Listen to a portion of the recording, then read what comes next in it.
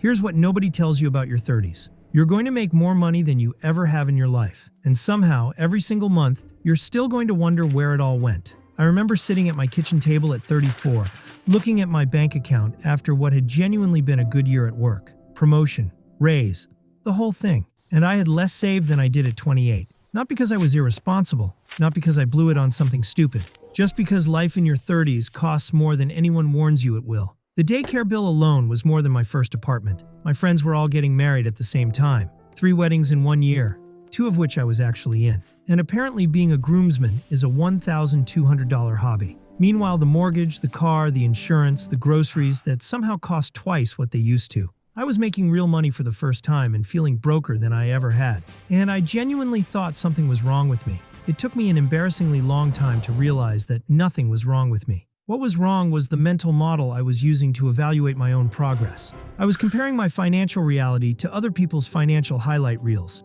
and I was losing a game that wasn't even real. So today, I want to tell you the truth about building wealth in your 30s. Not the sanitized version where everything works out if you just skip your morning coffee. The actual truth, including the parts that feel bad before they feel good. Let's start with the number that will either make you feel much better or completely recalibrate how you're thinking about all of this. The median net worth for someone in their 30s in America is around $39,000. That's not a typo, $39,000. And most of that is tied up in car equity and maybe a small amount of home equity. The actual cash and investments, the stuff that actually compounds, is around $17,000 for the typical 30-year-old. The average American doesn't start seriously investing until age 33. The median first-time homebuyer is 40 years old. If you started contributing to a retirement account in your 20s, even $50 a month, you're already ahead of most people. If you have any emergency savings at all, you're in better shape than a huge portion of your peers. I'm not telling you this to make you feel superior to anyone.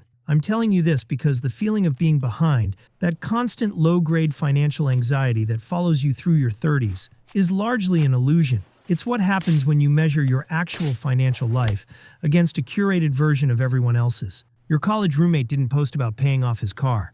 He posted about the 3-car garage. Your coworker doesn't talk about the credit card she's carrying. She talks about the European vacation. Social media is a financial highlight reel.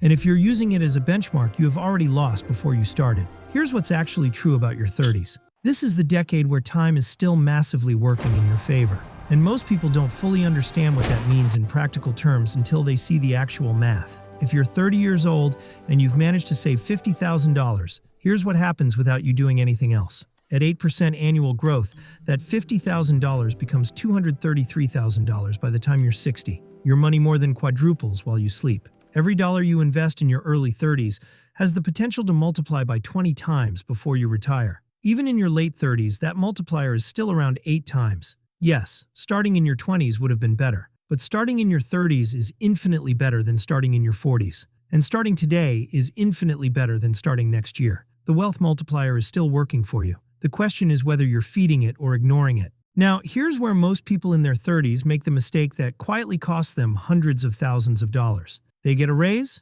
and they spend the raise. Think about what actually happens. You've been at your company for 3 years. You get promoted. Salary goes from $65,000 to $80,000. That's $15,000 a year more, which sounds like a lot. And for about 2 weeks, it feels like a lot. Then you move into a slightly nicer apartment because you can finally afford it. You upgrade the car because the old one was getting tired. You eat out a little more, buy better wine, take the vacation you've been putting off, and suddenly that $15,000 raise has been completely absorbed into a higher-cost version of the same life you were already living. You're still saving roughly the same amount you were before, just at a higher income level. This is lifestyle inflation, and it is the single biggest wealth killer in your 30s. The people who actually build wealth do something different. When they get a raise, they keep living exactly like they did before. Every additional dollar goes directly into investments or savings before it ever has a chance to hit their checking account. The raise becomes invisible to their lifestyle and visible only in their net worth. They don't deprive themselves.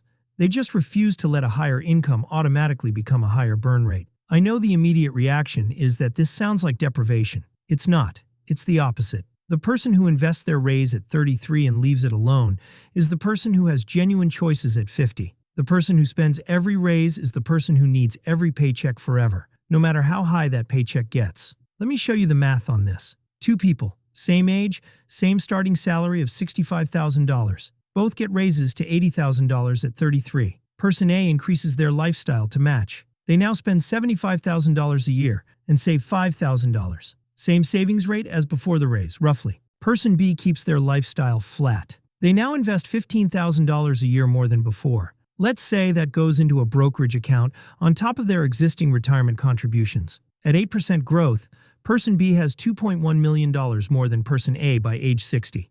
Not $200,000 more, not $500,000 more, $2.1 million more. From one decision it made once about whether to let a raise upgrade their lifestyle or their net worth. That's what lifestyle inflation actually costs you, not the extra rent or the nicer car in isolation. The compounded, multiplied, decades-long price of spending money that could have been working for you. Now let's talk about the thing that makes the lifestyle inflation trap so dangerous in your 30s specifically. This is the decade where life is actively conspiring to spend your money for you. Kids cost more than you planned. Full stop. Whether it's daycare, which in most major American cities runs $1,500 to $3,000 a month per child, or school activities, or medical expenses, or the sheer volume of random things small humans need, children are the most expensive line item most 30-somethings didn't fully model when they were planning their finances.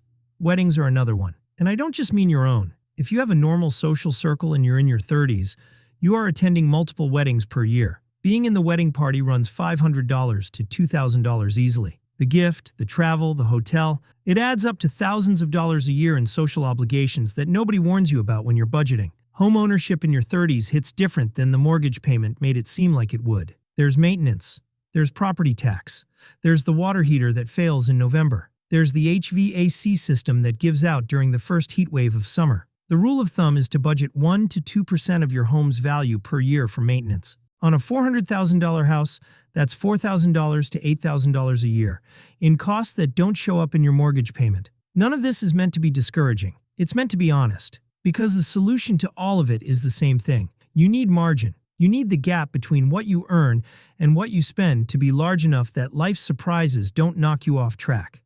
And that gap starts with the emergency fund. I know emergency funds are the least exciting topic in personal finance. They earn almost nothing. They just sit there. They don't compound dramatically or make you feel like a sophisticated investor. But here's what an emergency fund actually is, and why it matters more in your 30s than at any other time in your life. An emergency fund is optionality. It is the thing that lets you respond to problems instead of reacting to them. When your car needs a $2,000 repair and you have an emergency fund, you write the check, you deal with it, you move on. When you don't have an emergency fund, you put it on a credit card at 22% interest.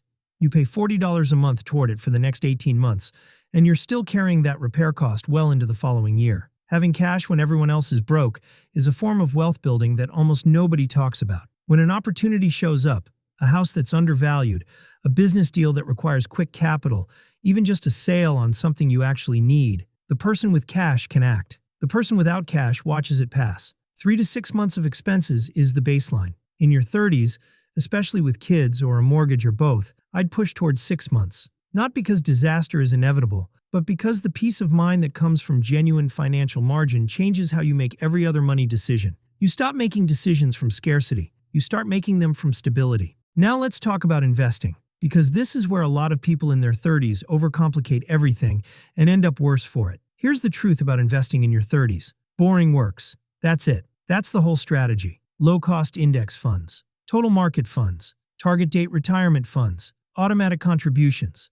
Set it up. Let it run. Don't touch it. I see people with $50,000 saved who decide they're now sophisticated enough to start picking individual stocks. They spend hours researching companies, reading financial newsletters, trying to find the edge that will let them beat the market. And during all those hours, their money is sitting in cash because they can't decide on the perfect investment. Perfect is the enemy of good. And in your 30s, when time is your most valuable asset, hours spent trying to beat the market are hours that compound interest is not working for you. The S&P 500 has returned an average of about 10% annually over the long term, before inflation. A simple index fund that tracks it, with an expense ratio of 0.03%, will outperform the vast majority of actively managed funds over any 20-year period. You don't need to be smarter than Wall Street. You need to be consistent and patient. Those are both actually achievable.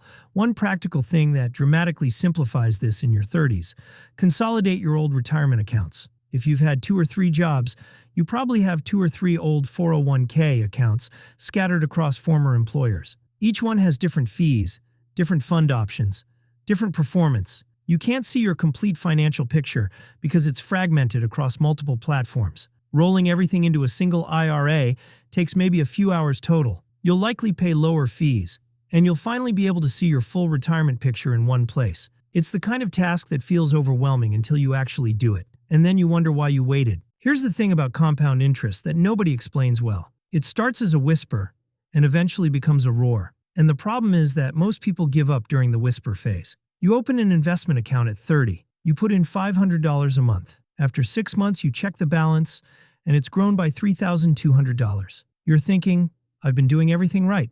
Where are the fireworks? This is compound interest warming up on the bench. For the first several years, most of your account growth comes from your own contributions. You are doing the heavy lifting. But somewhere around year 7 or 8, compound interest tags in and starts doing more of the work. By year 15, it's doing most of the work. Your contributions become the supporting character in a story that compound interest is now driving. The people who end up wealthy in their 50s and 60s very often look back at their 30s as the most important decade for wealth building, even though it didn't feel that way at the time. They were laying a foundation. Foundations are underground and boring, but without them, nothing above ground holds. I want to be honest with you about something, because I think it matters more than any specific financial tactic. Your 30s are going to have months where you save $800 and feel like you're finally getting your act together. And then your kid needs braces, and your car needs a transmission, and your best friend asks you to be in their wedding, the one in Mexico. And suddenly 3 things hit in the same 30 days that wipe out everything you saved and then some. This is not failure. This is your 30s. The question isn't whether those months happen. They will. The question is how you respond to them. The people who successfully build wealth through this decade are not the ones who never face setbacks. They're the ones who understand that financial progress sometimes looks like moving forward, sometimes like moving backward, and sometimes like treading water while you deal with whatever just landed on your plate. They keep the system running even when individual months are a disaster. The automatic contributions keep going. The emergency fund gets rebuilt. The long-term strategy doesn't change because of a short-term hit. Consistency over perfection, every single time. There's one more thing I want to say because I think it gets lost in most personal finance content, and it actually matters. Money is a tool. It's not the point. Your 30s are likely some of the most vivid years of your life. You're building a career that actually means something. You're raising kids or making decisions about whether to. You're establishing friendships that will last 30 more years. You're becoming the person you're going to be for the rest of your life. The point of building wealth during this decade is not to hit some arbitrary number or to win a comparison game with your coworkers. The point is to build enough financial stability that money stops being the constraint on every decision you make. When you have an emergency fund, losing your job is a difficult transition rather than a catastrophe. When you've invested consistently, a market downturn is a temporary dip rather than a financial crisis. When your net worth is growing year over year, the day-to-day financial noise gets quieter. Not because the problems go away, but because you have the margin to handle them. That's the actual goal, not the number in the account, the freedom that the number represents. Spend intentionally on the things you actually value. Cut ruthlessly on the things you don't. Maybe you don't care about the luxury car, but you care deeply about the family vacation every summer. Maybe eating out brings you real joy, but a bigger apartment doesn't. The point is to understand the difference between spending on what you value versus spending on what you think you're supposed to value based on what everyone around you seems to be doing. Your financial journey in your 30s won't look like anyone else's. That's not a bug.